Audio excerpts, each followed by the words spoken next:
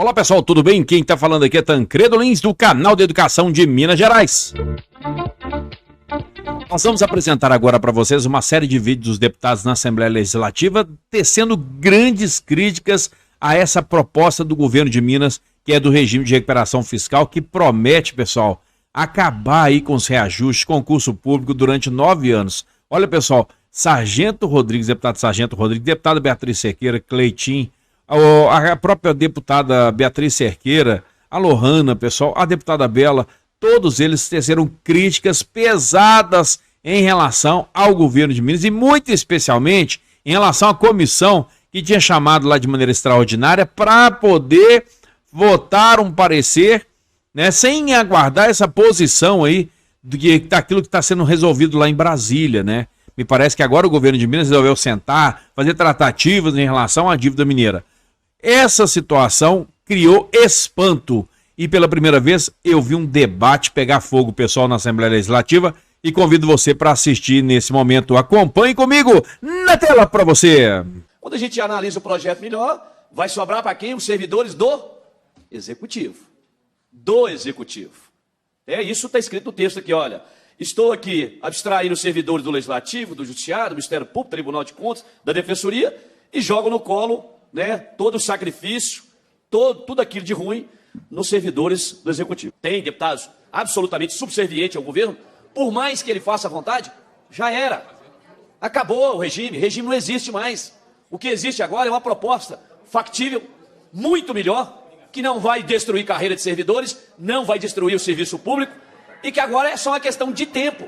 De que nós estamos sendo ludibriados. O sentimento de esperança que eu tenho, ele se confunde também com outro sentimento, de que o governo Zema, que é quem tem que aceitar os termos que estão sendo acordados, vai chegar para essa Assembleia e vai dizer o seguinte: não, continue com o regime de recuperação fiscal, porque eu tinha feito promessa de que a Codemig seria comprada por fulano de tal.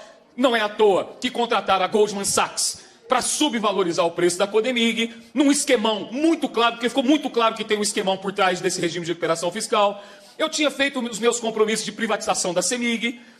Nós estamos sucateando a Copasa e estamos fazendo com que a população tenha um sentimento de desprezo pela Copasa, exatamente na velha máxima estratégica de sucatear para depois privatizar, que é o que está acontecendo aqui na região metropolitana de Belo Horizonte e, consequentemente, em várias partes de Minas Gerais, inclusive lá no sul de Minas. Quem eles querem defender?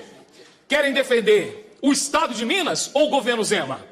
Porque o regime de recuperação fiscal só atende os interesses do governo Zema, não atende os interesses do Estado de Minas. É uma demonstração de quem são os homens e as mulheres públicas que estão aqui nessa comissão de administração. Se estão pensando nas próximas eleições ou estão pensando nas próximas gerações. E que arquem com as consequências, sabendo que votar a favor do regime, mesmo numa comissão como essa, é você não ter depois a desfaçatez de visitar uma escola para entregar uma emenda, para entregar um kitzinho, mas com a cara de olhar no professor e falar assim: ó, eu votei contra você. Ou de ter a desfaçatez de subir aqui e visitar a Emater e pedir para os técnicos da Emater uma ajuda lá no interior, mas olhando para os técnicos da Emater e dizer: olha, eu votei contra você e contra a sua família, pela redução em 50% do seu salário. De entregar, deputado Sargento Rodrigues, uma viatura na PM, mas sabendo que aquela viatura por trás tem a vergonha de ter votado contra o policial militar.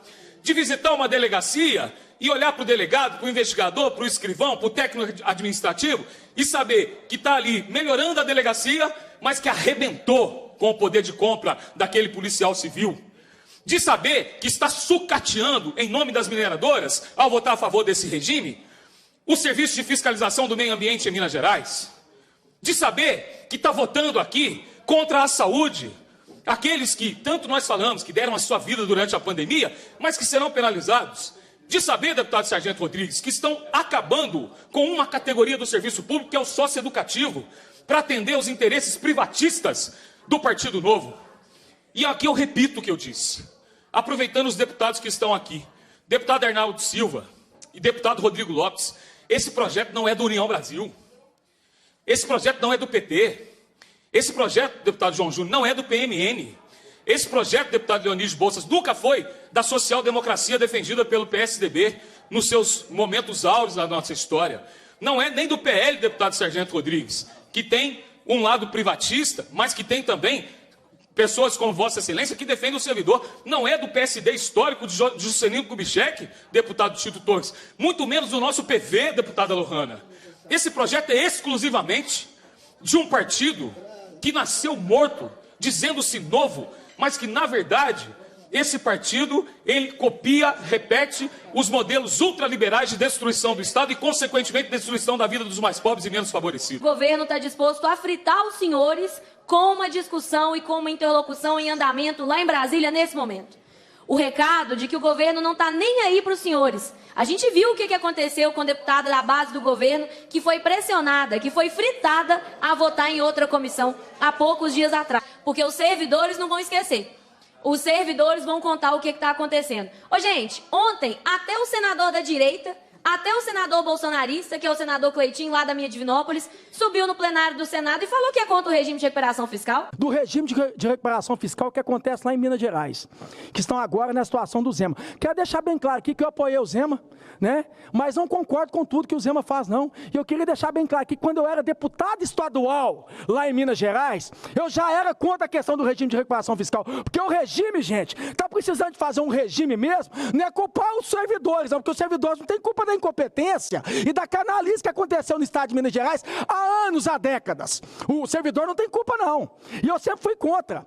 E eu sempre falei que esse regime quem tem que fazer são os 3 poderes. Lá, se votou até vários projetos para dar mais benefícios e privilégios para os 3 poderes, todos eu votei contra, inclusive para aumentar salário. No último dia do ano eu votei contra. Então quem tem que fazer regime é os 3 poderes. Não culpe os servidores públicos. Tem alternativa para isso? Várias. Não foi uma, nem 2, nem 3 propostas que foram construídas. Foram várias propostas construídas para resolver o problema da dívida pública mineira. Zema é 2 caras. Vai lá agora, finalmente, né, tentar conversar com o governo federal depois da arrogância de faltar a todas as reuniões que o ministro Fernando Haddad puxou com os governadores do estado de Minas Gerais. Aliás, o vídeo, né, do Pacheco com Lula é um vídeo esclarecedor da ausência de compromisso do governador com Minas Gerais. Agora, então, tem um exercício de ir lá fazer um primeiro diálogo e a gente aqui dá um sinal trocado. Dos benefícios fiscais que é dado aos empresários, aos amigos, ele só joga para 2029, na proposta do regime. Ou seja, ele não quer reduzir a isenção, ele quer que jogue para frente. E mais uma vez, está aqui a fala do senhor Gustavo Valadares. Ele disse aqui, eu tenho dito, nenhuma vírgula perderão servidores com adesão ao regime. 9 anos de congelamento, 55% de perda inflacionária corroendo os salários. Eu estou falando para o deputado Gustavo Valadares, secretário em exercício, ouvir que eu estou falando que ele está tentando ludibriar o servidor público, que nesse caso aqui a parte mais prejudicada são as carreiras de servidores públicos e o serviço público. Cabe na cabeça de quem você destruir uma política pública na área da saúde, da educação, da segurança, do meio ambiente. Cabe na cabeça de quem? Do deputado Cordeirinho. Do deputado que diz só amém para o governo. Do deputado que não quer entender o que está aqui no projeto, como é o deputado Gustavo Valadares. Se você votar isso aqui, amanhã, lá na escola estadual, a diretora vai receber uma ordem e falar, corta 20% do custeio, corta 30% do custeio. E aí já não tem o dinheiro e manda cortar, porque a ordem vem de cima. Chega para o comandante de um batalhão, de uma companhia, de um pelotão, corta 20%. Aí começa as viaturas a ter que ficar de ponto base. Não pode fazer patrulhamento porque ela gasta combustível. Então ela tem que ficar estática. Onde vai a política pública? Vai atrofiando. Ela vai atrofiando, vai definhando a política pública. Na saúde, a mesma coisa. Olha, cuidado, não gasta muito com isso. Corta aquilo. É isso. E o secretário revelou isso. E não entra na cabeça de um deputado, de uma deputada da base de governo, que isso é uma merda. Que esse regime é uma merda. Que esse regime vai arrebentar com o Estado. E já protocolamos também, deputado Leonídio Bolsas, um projeto de lei de dação da Copasa.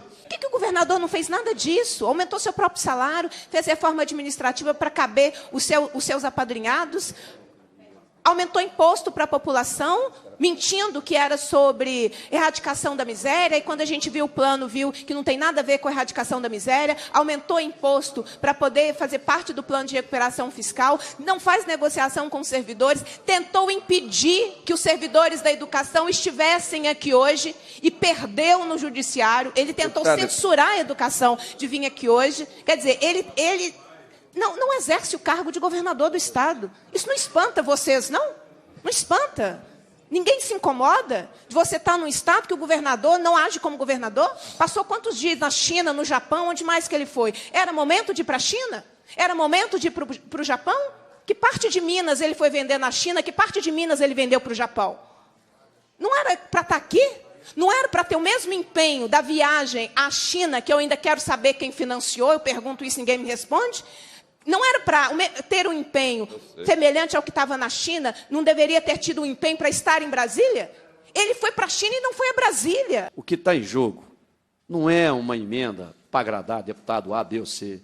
O que está em jogo é a saúde financeira do Estado, não é de governo. Eu já disse e repito, daqui exatos 3 anos, o Zema vai embora. Aí o deputado que veio aqui, botou a cara dele e saiu esturricado, não é nem queimado, é esturricado. Eu gosto muito do coloquial.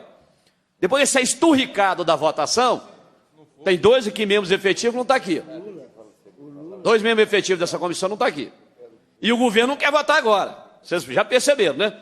Eles não querem votar agora. Nós seríamos derrotados, não quer. Aí, depois que está esturricado, aí vai voltar lá na delegacia. Ô, doutor, o prefeito me ligou aqui, nós estamos com um crime para apurar aí, me ajuda aí. O delegado vai falar assim, eu te ajudo aqui, né?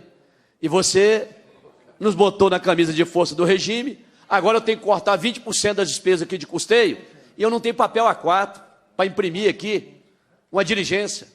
Eu não tenho gasolina para o investigador fazer uma intimação. Eu não tenho o computador novo, que você me enfiou no regime, ajudou a enfiar o Estado. É isso que está na prática. O que está na prática é a destruição da política pública. E o que mais me deixa revoltado, porque você não fica achando que a gente não fica revoltado, não, que a gente fica. Sabe a minha revolta? Porque quem precisa da política pública é o mais humilde, gente. Não são os mais ricos, não são os empresários, amigos do governador Romeu Zema, é o mais humilde. Mas esse povo nunca passou perto de uma periferia. Eles não sabem o que é isso. Eles não têm, eu diria, tato. Não têm simplicidade. Ontem mesmo eu recebi uma pessoa lá no meu gabinete, e o cara falando, não, eu trabalhei em tal lugar assim, ele falou, meu amigo, eu faço questão de falar que morei 20 anos na cabana do Pai Tomás, que é uma favela aqui, do lado, frente à Vila Oeste, né? Eu estudei na Escola Estadual Geraldo Jardim Linhares, lá no Mar de Gestrude. E aqui eu vi um deputado falando aqui ontem sobre a questão de alimentação. Eu sei o que é isso, porque eu esperava o horário da merenda, porque eu sei que a minha mãe, com 7 filhos, viúva, ela não tinha dinheiro para deixar a gente para comprar uma merenda no intervalo da escola. Tinha que ser a merenda da escola. Porque uma viúva com 7 filhos, para cuidar de uma família, passou muita dificuldade. Muita, não é pouca não. Estava ouvindo o professor Cleito, viu, professor Cleito? Falar isso, eu sei o que é isso. Eu vivi, eu estudei na escola estadual. Então eu sei a importância da política pública. E eu sou servidor de carreira, concursado. Sou 2º sargento da Polícia Militar, com muito orgulho. Então jamais eu permitiria ou deixaria que esse projeto passasse para que a gente possa ouvir as notícias de Brasília. as de Brasília, ouvir realmente o que o Zema foi fazer lá. Será que ele calçou a sandália da humildade, presidente Leonídio? Será que ele calçou a sandália da humildade? Será que ele vai evitar que os deputados da base saiam esturricados do processo de votação? É isso que eu espero que o governador faça. Governador, ter um pouquinho de humildade não faz mal a ninguém.